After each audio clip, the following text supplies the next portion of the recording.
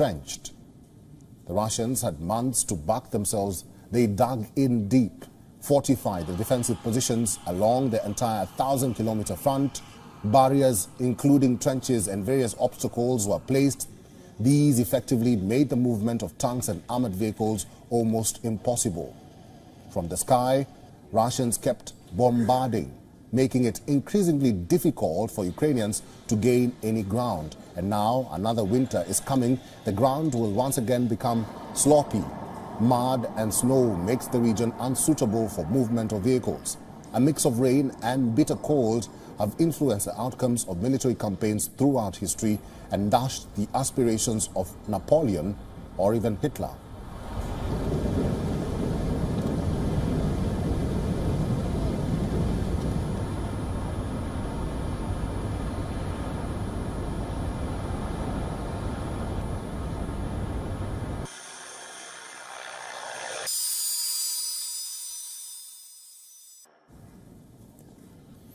Retired Colonel Daniel L. Davis is a military expert and senior fellow for defense priorities. He's now joining us from Starling, Virginia. Colonel Daniel, welcome to the show. Russia says it has proof that the counteroffensive is failing. But I want your own assessment of this counteroffensive so far. Let's start from there and then give us your thoughts about Russia's claims. Well, I mean, look, you just have to look at the map, and it doesn't take much of an examination to be able to see that the lines have virtually remained unchanged since this offensive began. The New York Times, I believe it was last week, in fact, had a graphic where it showed the map of Ukraine and to the part that was controlled by Russia, the part that was controlled by Kiev, and and they showed the changes that have occurred since January 1st of this year, to include all the nearly 4 months of the offensive. And you can see very clearly that virtually nothing has changed. In fact, there was a military organization called The Drive here, a magazine, that actually produced a graphic that showed that overall this year, Russia has actually gained somewhat more territory than Ukraine has. So there's, by any assessment, by any kind of an analysis, the offensive has not succeeded. Their goal was to cut through to the Azov coast, to go through the Robotyne area from the Zaporizhia, to cut through Tokmak and then down to Melitopol and then to the coast. And nothing close to that has even happened. After 4 months, they got what they probably would have had to have gotten at the end of the first week with Robotyne, but they haven't even been able to go to Verbova, which is the next little village over, since August when they first arrived at it. So that kind of tells you all you need to know about what this offensive has not accomplished.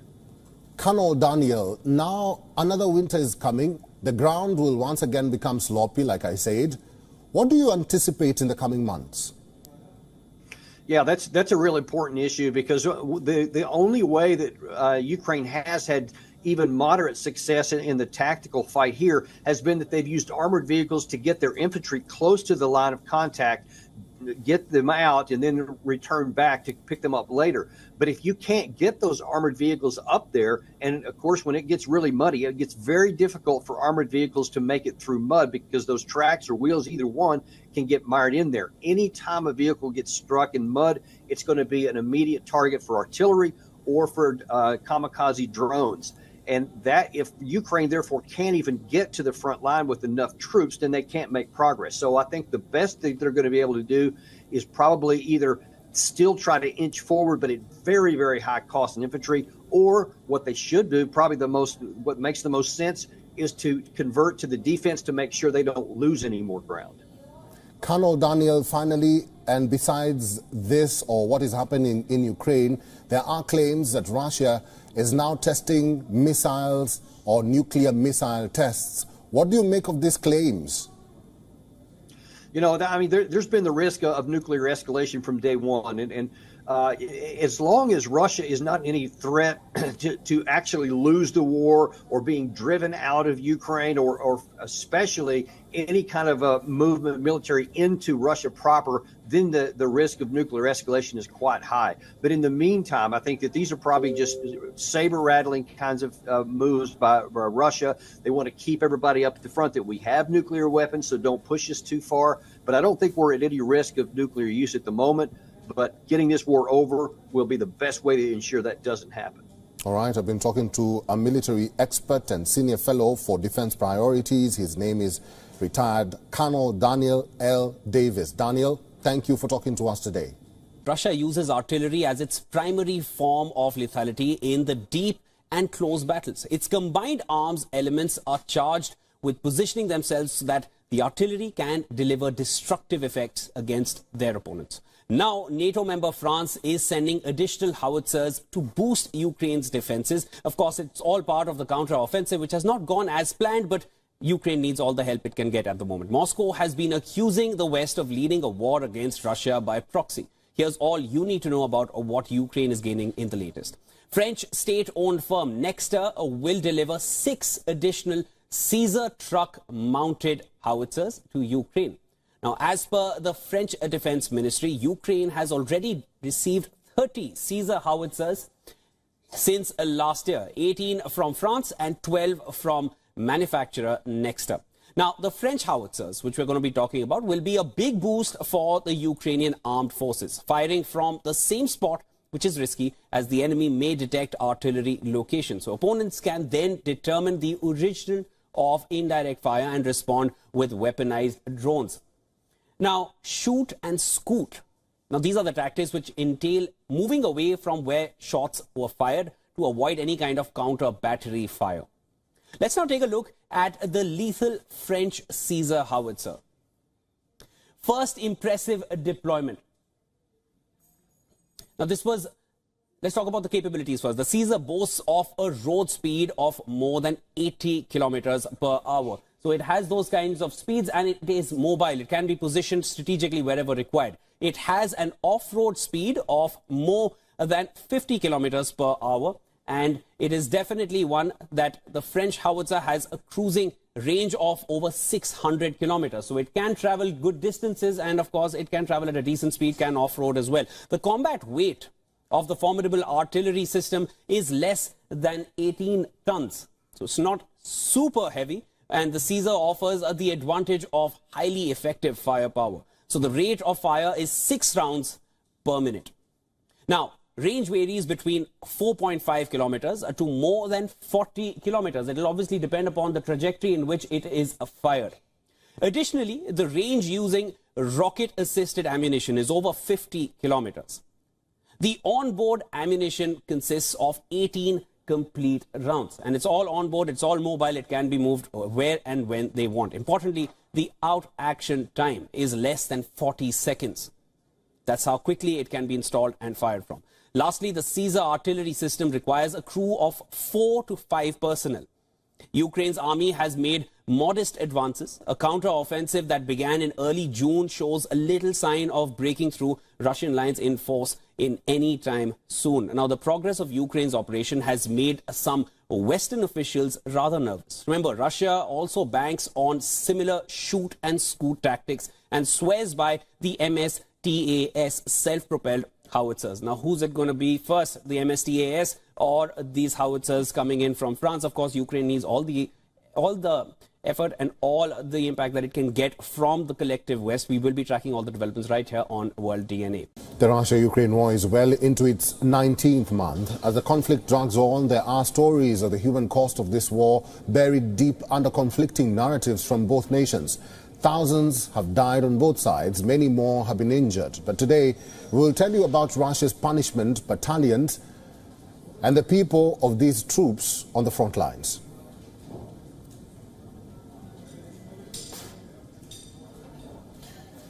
Of the thousands fighting in the Russian Defense Forces, there are battalions called Storm Z squads.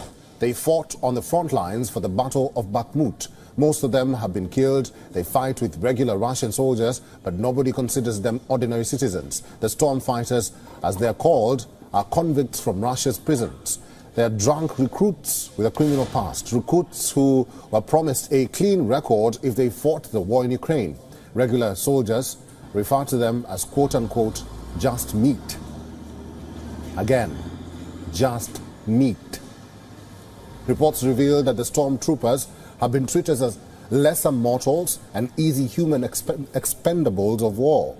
The convict volunteers were denied medical treatment, munition to fight on the front lines, and even amenities as basic as food. Also referred to as penal squads, these soldiers are not a part of any private military. Unlike the Wagner Group, they function directly under orders of Russia's defense ministry. Independent reports from the war front revealed that storm fighters are just sent to the most dangerous parts of the front, in defense and in attack. Even if they get injured in battle or worse, they die, it is better than losing regular trained military troops. This is not the first time that convicts and criminals have been sent to the war zone. Many refer to the time of Joseph Stalin, who had sent soldiers to the punishment battalions as penance for mistakes and disciplinary reasons. Now, there seems to be no end in sight for the Russia-Ukraine war. The eternal question remains, is the human cost justified?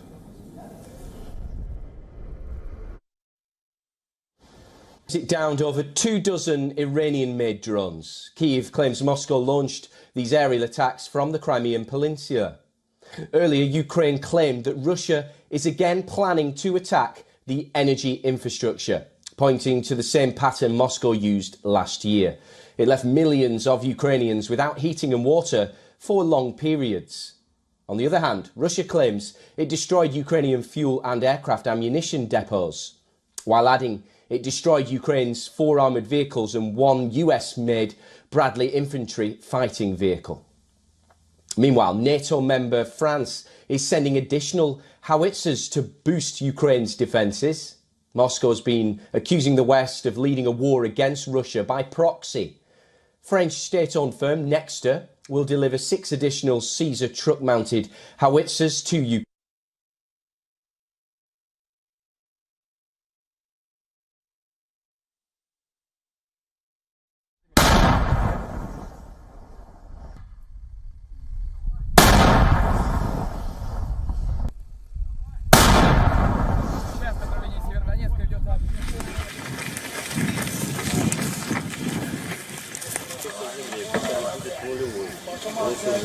Если поставим меньше, он разрушит, чтобы все агитационные бумажки, сообщения. تابع على ما هذه المدفعيات المتحركة قد رصدت هدفها المحدد باتجاه Северодонецк. Диктовать еще раз установку для стрельбы. Не вопрос. Мне просто записать.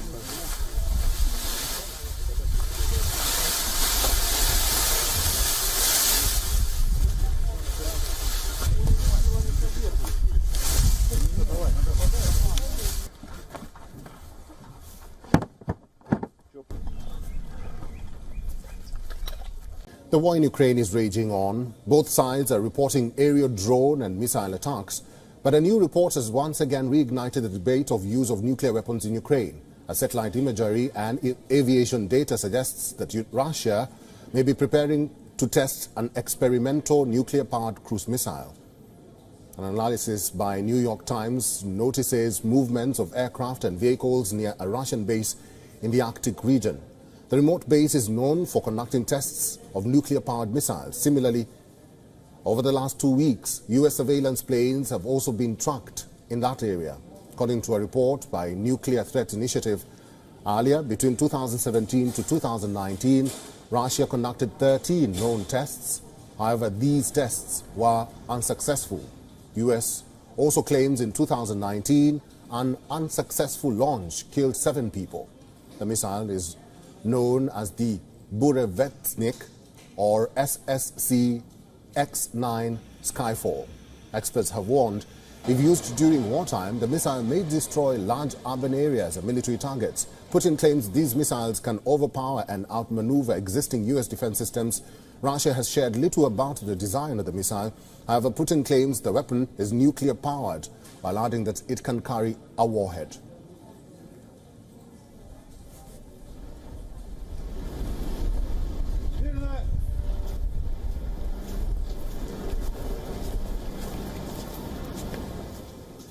David Dunn is a professor of international politics in the University of Birmingham. He is now joining us live from Birmingham, England. David, good to see you. Welcome to the show. First of all, what do you make of this report that Russia may be preparing to test an experimental nuclear-powered cruise missile in the Arctic Sea? Well, as you say, there's nothing particularly new with this system. They've actually been trying to perfect a whole range of exotic new nuclear weapon systems since about 1917. So this is part of their so far unsuccessful attempt to try and prove what is an exotic technology. The thing that makes this interesting is the idea that it would be powered by a secondary nuclear engine inside the missile. It would be launched by a solid-state rocket, and then once it was in the air, it would be powered by the small nuclear reactor. And what that would do is give it a very long endurance. It could fly a very long distance, 14,000 miles, and possibly stay aloft indefinitely due to that technology involved in there. What that gives is really nothing very novel, in that actually Russia has thousands of long-range ballistic missiles that have a much shorter and quicker and more direct flight time. But it adds one piece of exotic technology to their arsenal. Right. So in the event that all their weapons are destroyed, they have a second strike capability with this missile. David, U.S. claims that the unsuccessful launch in 2019 killed 7 people. How big of a threat are these nuclear missiles, or even tests? Well, the tests themselves of a system that is clearly proven difficult to make work are a problem, in that whenever you use radiation, there is a risk of that being having an effect in killing people. In this case, the 7 crew that tried to rescue it, or falling on people's heads if it should actually be flown over land or even sea areas where there are shipping.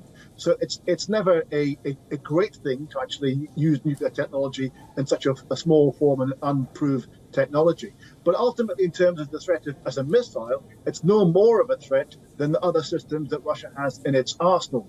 It's just Russia trying to be experimental and prove other ways of killing people. David, finally, and I want your brief response to this one. So if the tests are proven, what impact would that have, and what sort of reaction could Russia get from the nuclear agency? Well, the concern is that it adds further to their arsenal. But actually, in terms of the overall threat that Russia poses, there's nothing really new here. It's just an exotic way of making the warheads fly, and that's of no real concern above Russia's nuclear arsenal as it stands. David Dunn, thank you very much for all your inputs and for talking to WION World is One today. Ukraine is now developing new unmanned vehicles and phasing out existing models. This as the war-ravaged country fights to retake territory from Russia in the ongoing war, which we've been closely tracking here on WION. Now, as both Moscow and Kiev exchange drone attacks, Ukraine has taken a step forward in developing drones, which has